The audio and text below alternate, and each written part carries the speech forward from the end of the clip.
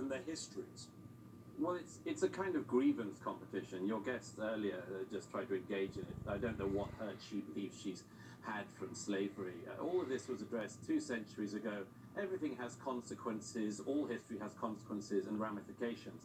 But, you know, if we were to play this fairly, we would at least look at all of the countries around the world that engaged in the slave trade who are simply not interested in any form of reparations.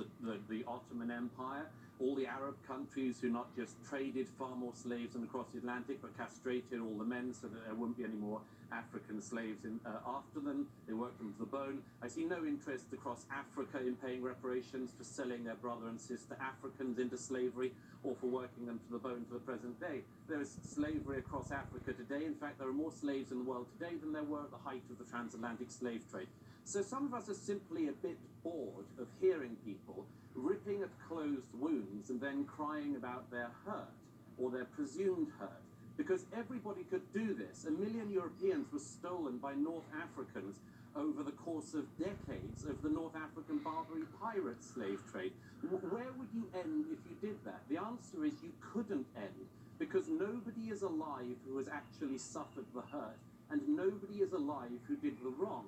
And I'd make one other point, if I may. It's always the countries that people want to come to who are put through this struggle session.